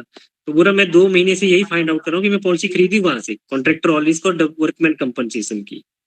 और उसको कोई क्लेम नहीं लेना और सीधा बोल देता है कि मुझे क्लेम नहीं लेना, कुछ नहीं लेना, बस मेरी पॉलिसी कर दो क्योंकि मेरी पेमेंट फंसी हुई है। वो तब तक रिलीज नहीं करेंगे जब तक ये मैं पॉलिसी उनको नहीं दूंगा। जी। तो मैक्सिमम बार क्लाइंट को पता ही नहीं होता कि ये पॉलिसी कहाँ से ले, वो ऐसे भटकता रहता है इधर उधर। और जब उसकी पेमेंट फंसती है तब वो कांटेक्ट करने की कोशिश करता है, रेफरेंस मांगता है कि यार ये पॉलिसी कहाँ से ली जाए, कहाँ से ली जाए। क्योंकि कंपटीशन बहुत कम है सर इस मार्केट में। थोड़ा डीप प्रोडक्ट है, समझने में थोड़ा टाइम लगता है, थोड़ा बोरिंग भी लगता है शुरू में। जैसे कोई क्वेश्चन भी नहीं कर रहा यानी कि उनको कुछ पता भी नहीं कुछ खास चला होगा। तो थोड़ा समझने में टफ है, इसलिए कंपटीशन कम है मार्केट में। तो एक बार समझ आ गया, प्रोडक्ट की नॉलेज हो गई, तो फिर सर इस प्रोडक्ट में तो दिन दुगनी रात चौगनी। जी। एक दिनेश भारद्वाज भाई साहब हैं, हाथ उठाया हुआ है, कुछ कहना चाह रहे हैं? हाँ जी सर। जी। सर जो ये मेरिन की है, जैसे अपने आईआरडीए के रूल होते हैं कंपनी में, ओडी डिस्काउंट होता है जैसे मोटर में, जी।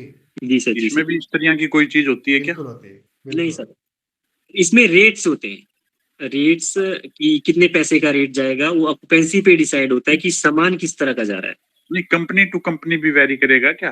भाई इस कंपनी में तो जैसे हम लोग को 50% ओडी डिस्काउंट मिल रहा है, इसमें 70, इसमें 30 मिल रहा है, ऐसे भी कोई जिससे प्रीमियम उनका कम ज्यादा होता है क्या?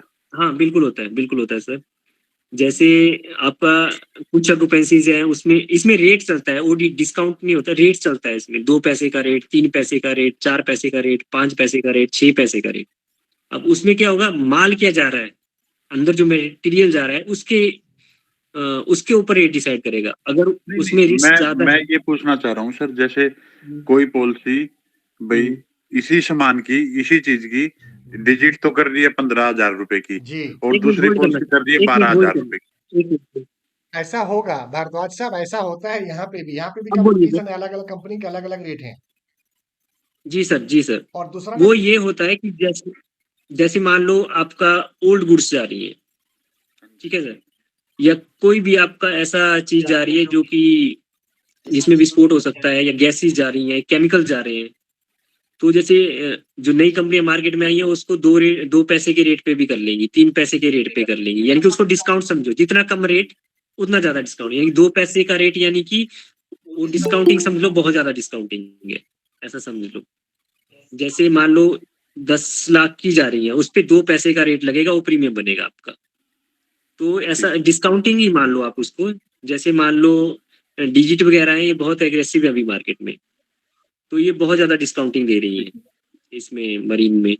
और जैसे बजाज वगैरह है, ये काफी पुरानी कंपनी है, अपना लोम्बार्ड हो गया है, काफी पुरानी कंपनी है, लोम्बार्ड जो है बहुत कम डिस्काउंटिंग है इनकी अपना एसएमई प्रोडक्ट्स में। तो ये तो होता है डिस्काउंटिंग तो हर एक चीज में, चाहे वो एसएमई प्रोडक्ट्स हो चाहे कोई भी हो। और इसमें ये भी होता है कि कुछ कंपनियां कुछ चीजों को करती हैं, कुछ नहीं करती। जैसे मोटर में होता है, कोई कमर्शियल कर रहा है, कोई हाँ जी, प्राइवेट कार कुछ व्हीकल कर रहे हैं, प्राइवेट कुछ नहीं कार कर रहे हैं, वैसा इसमें भी होता है। तो मित्रों बात यहाँ ठीक पे है। निकल करके ये आती है कि ये सब प्रोडक्ट, ये जो हम आपको 2 हफ्ते से सिखाने की कोशिश कर रहे हैं, सिखाने नहीं बताने की कोशिश कर, सिखाना थोड़ा सा अहंकार वाला शब्द हो जाएगा, बताने की कोशिश कर रहे हैं। ये वाकई में नया प्रोडक्ट है आप लोगों के लिए, और इसको नए प्रोजेक्ट की तरह पे लीजिए। कोशिश करें कि आप इसके ऊपर अपना ज्ञान, अपना नॉलेज और अपने बिजनेस को बढ़ाएं, क्योंकि सीखना जरूरी है, और सीखेंगे तभी हम जीतेंगे, ये हमारा मुहावरा सा बन गया है। तो आप सभी दोस्त बातचीत करें, चर्चा करें। अगर एक सीए से दोस्ती करेंगे तो ये तो नहीं ना कि एसएमई का प्रोडक्ट आएगा और मोटर नहीं आएगा और हेल्थ नहीं आएगा, लाइफ नहीं आएगा और अदर प्रोडक्ट नहीं आएगा। आप कुछ भी कर सकते हो, और आप तो सर शहंशाह हो। आप सारे प्रोडक्ट आपके हाथ में है। इंश्योरेंस और इन्वेस्टमेंट का कोई ऐसा प्रोडक्ट नहीं है जो आप लोग नहीं कर रहे हैं, और जहां पे नहीं कर रहे हैं और जहां पे कोई असुविधा हो रही है, उसके लिए हमारी टीम आपके साथ में हमेशा तत्पर है। दीपक भाई साहब, बहुत और बहुत सर धन्यवाद। ये जी सर एक चीज ऐड करना चाहूंगा मैं, जी जी कि जब तक आप प्रोडक्ट को सेल करना शुरू ना करोगे ना, मार्केट से लेके सेल, तब तक आप सीख भी नहीं पाओगे। मैं यहाँ पे कितनी ट्रेनिंगें दे लूँ, आप बोर होंगे, मतलब आपको उतना समझ नहीं आएगा। आपको जस्ट आइडिया, ये ट्रेनिंगें सिर्फ एक जस्ट आइडिया देने के लिए होती है कि ये प्रोडक्ट है कैसा, जिसको आप मार्केट में सेल कर सकते हो। जब तक आप उसको मार्केट में जाके सेल नहीं करोगे ना, जब तक आप, जैसे फायर का इंश्योरेंस था उस दिन बताया था, जब तक आप किसी शॉपकीपर को बोलोगे नहीं कि ये इस तरह का इंश्योरेंस होता है, आप करवा सकते हो, जब आप फर्स्ट बार इंश्योरेंस करवाओगे, हम बोलेंगे ये डिटेल चाहिए, और क्लाइंट बोलेगा इसमें क्या क्या कवर होता है, आपको कॉन्फ्रेंस पे लेके हम क्लाइंट को समझाएंगे भी कि हाँ ये चीजें कवर होती है। जैसे जैसे आप प्रोडक्ट सेल करना शुरू करोगे, आपको नॉलेज भी आएगी, आपकी एक्सपर्टीज भी इसमें हो जाएंगी। आप कितना सीख लो, जब तक सेल आउट नहीं करोगे आप सीख नहीं पाओगे। यानी कि प्रोडक्ट बेचना शुरू कर दो बस, आप खुद ही उसमें एक्सपर्ट बन जाओगे, नॉलेज आपको खुद ही आ जाएगी उस पर। बोलने का मतलब ये। ठीक है सर, मेरी तरफ से इतना ही था। थैंक यू दीपक ठाकुर साहब। और किसी मित्र के मन में कोई क्वेश्चन है तो कृपा करके पूछ ले, अदरवाइज समय ज्यादा हो गया है, समाप्त करने की आज्ञा लेंगे हम आप दोस्तों से। सर इसके लिए हम अपना विजिटिंग कार्ड बनवाना चाहें तो उस पे क्या कुछ लिखना चाहिए? ऑल इंश्योरेंस, एसएमई इंश्योरेंस लिख दीजिए, जैसे मोटर लिखते हैं, हेल्थ लिखते हैं, लाइफ लिखते हैं, फायर, है ना। तो उसी तरह जो प्रोडक्ट लाइन हमने बोला कि फैक्ट्री इंश्योरेंस, गोदाम इंश्योरेंस, ऑफिस इंश्योरेंस, दुकान insurance, contractor all risk policy, मतलब इंश्योरेंस का आप सभी चीज लिख दीजिए ना। आपको एसएमई के सर जो ब्रोकरेज का लिस्ट है उसमें भेजता हूं, उसमें आपको 30-40 प्रोडक्ट का नाम होगा। आप एक बड़ा सा पत्रिका छपवा सकते हैं कि आप किस किस प्रोडक्ट का इंश्योरेंस कर सकते हो। नहीं, विजिटिंग कार्ड जो अपने को, जैसे हम किसी भी ट्रांसपोर्टर या किसी के कंपनी वाले के पास जाएं तो अपना कार्ड तो छोड़ के आ जाए, एसएमई, सिंपल के तो कार्ड होते हैं। जी, आप सर जहाँ उस पे पे जी दीपक जी कुछ कहना चाह रहे हैं आप। हाँ, मैं ये बता दूं कि आपको सारे प्रोडक्ट लिखने की जरूरत नहीं है। उसमें आप जैसे इंजीनियरिंग लिख सकते हो, ठीक है। प्रॉपर्टी इंश्योरेंस लिख सकते हो, लायबिलिटी इंश्योरेंस लिख सकते हो, मरीन इंश्योरेंस लिख सकते हो और एम्प्लॉय बेनिफिट्स लिख सकते हो, जैसे जीपीए, जीएमसी और जीटीएल जिसमें आता है। ठीक है। Simple engineering insurance, property insurance, liability insurance और मरीन इंश्योरेंस, ये तो 4 इसमें चीजें हमें भी आप लिख पॉलिसी दोगे। पॉलिसी बाजार का तो कोई दिखाने की जरूरत नहीं है, नहीं, बिल्कुल नहीं है सर, कोई दिखाने की क्योंकि जरूरत। अगर पॉलिसी बाजार का दिखाते हैं तो बंदा नेट पे सर्च करके डायरेक्ट उनके पास ही पहुंच जाएगा। हाँ हाँ, बिल्कुल बिल्कुल सर, वो दिखाने की जरूरत। ठीक है सर। शैलेश कुमार शाह जी हाथ उठाए हैं, कुछ पूछना चाह रहे हैं शैलेश भाई? जी सर, नमस्कार। नमस्कार। जी, मैं एक एलआईसी इंश्योरेंस एजेंट हूँ। मैं अपना ऑफिस अप्रैल में खोलने जा रहा हूँ, लेकिन मैं चाह रहा हूँ कि मोटर इंश्योरेंस का भी उसमें अपना इंक्लूड रखूँ और ऑफिस उस टाइप का बना कर रखूँ ताकि मैं वहाँ से सेल कर सकूँ। क्या इसके लिए ऑथराइज लेना पड़ेगा या ऐसे ही? आप ऑथोराइज पार्टनर हैं हमारे, और आप वहां पे सारे प्रोडक्ट का नाम लिख सकते हैं। Life insurance, health insurance, motor insurance, car insurance, office insurance, दुकान इंश्योरेंस, मकान इंश्योरेंस, ऐसा आप जो भी चाहें इंश्योरेंस वर्ड आप यूज कर सकते हैं। और आप ऑथोराइज पार्टनर हैं और आपको राइट मिला हुआ है कि आप अपने साथ में को ब्रांडिंग कर सकते हैं। Thank you sir. और कहाँ पे ऑफिस खोल रहे हैं? मिठाई नहीं खिलाइएगा? जरूर खिलाएंगे सर। अप्रैल अपना मार्च क्लोजिंग के बाद मैं अपना बिहार छपरा सारण में अपना ऑफिस खोलने जा रहा हूँ। दोस्तों मैं बता दूं, शैलेश कुमार शाह जी बिहार छपरा सारण से हैं, जहाँ के भारत के प्रथम राष्ट्रपति राजेंद्र बाबू हुआ करते थे। और पिछले दिनों इनके घर के आसपास में कर्फ्यू भी लगा था, ठीक था सर? जी जी, जो सही बात है सर। ठीक है। और हम लोगों से पॉलिसी, क्योंकि हमारे पास नेट की सुविधा नहीं थी कोई बात नहीं सर। और हम पॉलिसी नहीं कर पा रहे थे फोर व्हीलर का, आप ही लोग के माध्यम से आप लोग का बहुत बड़ा सपोर्ट रहा कि मैं उस दिन पॉलिसी 10:30 बजे रात को कर सका। कोई बात नहीं सर, कोई बात नहीं। वही तो हमारी ड्यूटी है, हम तो उसी के लिए बदनाम है सर, हम रात में भी काम कर लेते हैं। और किसी मित्र के मन में कोई सूचना है, कोई जानकारी है, जी कोई सर। पूछना है किसी मित्र को? अभिषेक सर।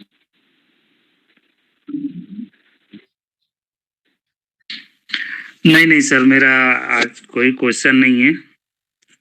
बहुत बहुत धन्यवाद आज का मीटिंग के लिए। सभी लोगों को आभार प्रकट कर रहा हूँ। आप लोग ऐसी ट्रेनिंग्स अरेंज कर रहे हैं, बहुत कुछ सीखने को मिल रहा है। तिवारी जी, आप ऐसे ही हम लोगों को ज्ञान देते रहें और हम लोग आपके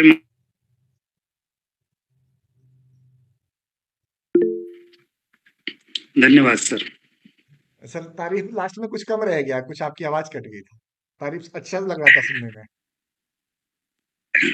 हम लोग आपके मार्गदर्शन में ऐसे ही आगे बढ़ते रहें और दिन दुगना रात चौगनी ऐसी तरक्की की ओर चलते रहे, ये कामना करते हैं आपसे। आपका साथ मिला है तो हम चाह रहे हैं कि आप हम लोगों को बहुत आगे तक ले जाएं इंश्योरेंस इंडस्ट्री में। और जैसा कि अभी सर कामना कर रहे थे कि मैं अभी ऑफिस खोलने वाला हूं, तो यही हमारी भी कामना है कि कुछ दिनों में हमारा भी प्राइवेट लिमिटेड होने जा रहा है। अभी एफपी सर्विसेज है, हम भी उसको बहुत जल्द प्राइवेट लिमिटेड में शामिल कर रहे हैं आपके आशीर्वाद से। बहुत बहुत धन्यवाद सर। बहुत बहुत धन्यवाद तारीफ करने के लिए वर्मा जी। और मैं भगवान से प्रार्थना करता हूं कि प्राइवेट लिमिटेड के अलावा आपका लिमिटेड भी हो। और जिस तरह पॉलिसी बाजार ने पीछे अपना आईपीओ ला करके अपने निवेशकों को माला माल कर दिया है, दीपक भाई साहब आपके ऊपर कटाक्ष है, तो वैसे ही आप भी अपने इन्वेस्टरों को, अपने निवेशकों को धनवान बनाएं, ऐसी मंगल कामना करते हैं। और लेकिन जब आपका ऑफिस का उद्घाटन हो तो उसमें हमें पार्टिसिपेट करने का मौका मिलेगा, ऐसा उम्मीद भी करते हैं। शैलेश भाई कुछ कहना चाह रहे हैं आप?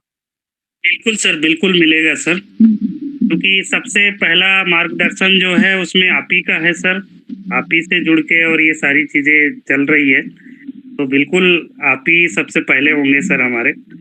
सर अगर मैं अपने बहुत मित्रों बहुत को धन्यवाद सर। मैं अपने मित्रों को पूरे भारतवर्ष में 100, अगर 100 100 प्राइवेट लिमिटेड कंपनी क्रिएट करा पाया अपने द्वारा, अपने बातों के द्वारा और अपने विचारों के द्वारा, तो मुझे लगेगा कि मेरा इस धरती पे आना सफल हो गया, क्योंकि मुझे मालूम है कि एक इंडिविजुअल में और एक प्राइवेट लिमिटेड कंपनी के एक डायरेक्टर होने में कितनी बड़ी कुर्बानियां देनी पड़ती है और कितने सारे मशक्कत करने पड़ते हैं। तो अगर आपके मन में इतनी अच्छी भावना आई है, तो निश्चित तौर पे माँ सरस्वती आपको सद्बुद्धि देंगी और आप आगे बढ़ेंगे और अपने समाज के लिए, अपने प्रदेश के लिए और अपने शहर के लिए काम करेंगे।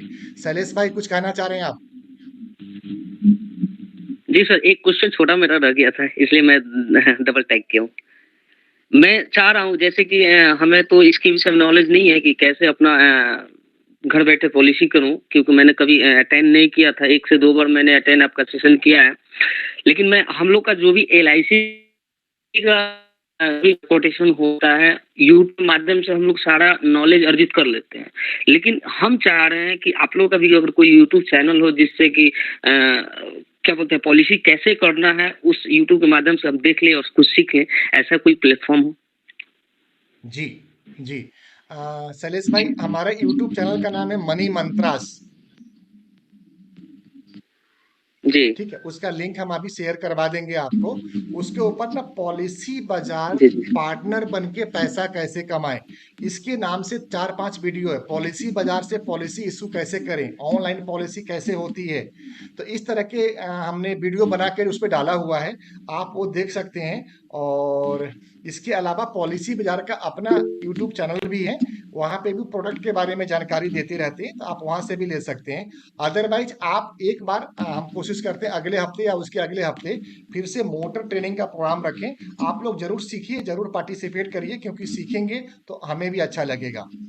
और मैंने सही बात है, लेकिन यूट्यूब पे रहता है तो मैंने जब दे टाइम दिया, मिले मैं उस हम लोग वॉच कर ले, मैं ऐसा कुछ हो। मैंने डाला हुआ है। मेरा यूट्यूब चैनल को आप सब्सक्राइब कर लीजिएगा, और उस पर कुछ ना कुछ आपको रोज नई चीजें जी मिलते रहेंगे। चंद्रशेखर भैया, आपकी प्राइवेट लिमिटेड या लिमिटेड कंपनी कब तक बन रही है, घोषणा कर दिया जाए।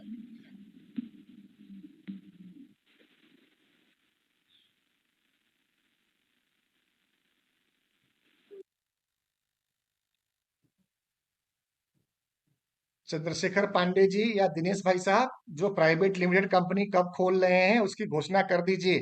आज ये घोषणा तो आ चुकी है भोपाल से।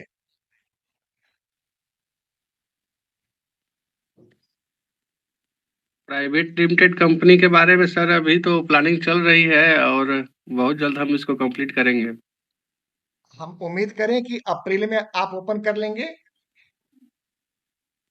जरूर जरूर सर, पूरा प्रयास है। तो हमारे सारे मित्रों को मिठाई खिला दीजिएगा आप, ठीक है। हाँ ठीक है सर। बहुत बहुत धन्यवाद। आज की शुभ संध्या में सबसे पहले धन्यवाद दीपक ठाकुर साहब का, जिन्होंने अपने जीवन का इतना महत्वपूर्ण समय हमारे दोस्तों के लिए निकाला है। आपकी कुर्बानी हिंदुस्तान याद रखेगी और हम सब आपके आजीवन आभारी रहेंगे। ठाकुर साहब, हम आभार अपने सारे थैंक यू मित्रों सो का भी मच सर, करते हैं थैंक यू कि सो मच। उन्होंने इतना ध्यान से छोटी छोटी बातें को सीखा है, समझा है। दोस्त ध्यान रखिएगा, हमारा मकसद सिर्फ पैसे कमाना ही नहीं है। हमारा मकसद है कि अगर आप हम सब साथ में जुड़ के काम कर रहे हैं, तो हम एक दूसरे से सीखने से और समझने से होगा। क्योंकि एक मेरे यूट्यूब के फ्रेंड हैं, यूट्यूब के मेरे सब्सक्राइबर हैं, उन्होंने मुझे गाली देते हुए कहा था कि बकवास कर रहा है, सिखाता तो कुछ नहीं है, पैसे मांगता है हर बात का। उस वो गाली को ना मैंने एक आशीर्वाद समझा था, और कोशिश कर रहे हैं कि इसी के माध्यम से हम दोस्तों को सिखाते रहें और समझते रहें, और आपको सिखाएंगे तो निश्चित तौर पे आपसे भी हम लोग कुछ सीखेंगे। दोस्तों, इसी के साथ में आज के कार्यक्रम को समाप्त करते हैं और आपसे आज्ञा लेते हैं और प्रार्थना भी करते हैं कि अगले हफ्ते नए जोश, नए उमंग और नए उत्साह के साथ में किसी नए सब्जेक्ट पे फिर से हम आपसे बातचीत करेंगे। और अगला हफ्ता कोई ना कोई सब्जेक्ट हम लोग मोटर इंश्योरेंस पे लेके आने वाले हैं, क्योंकि फरवरी और मार्च का कॉन्टेस्ट काफी क्रूसियल है आप सबके लिए, जिसको अचीव भी कराना है। और दीपक ठाकुर साहब हमेशा मुस्तैद है हम लोगों की सेवा में। कोई भी हेल्प की जरूरत पड़ती है तो आप हमारे टीम के द्वारा दीपक जी को कोऑर्डिनेट करा सकते हैं। साजिद भाई साहब प्रकट हुए हैं, धन्यवाद आपका। कुछ कहना चाह रहे हैं साजिद भाई? Thank you, it was a great session. Thank you sir. बहुत बहुत धन्यवाद। शुभ रात्रि, नमस्कार, गुड नाइट, जय हिंद।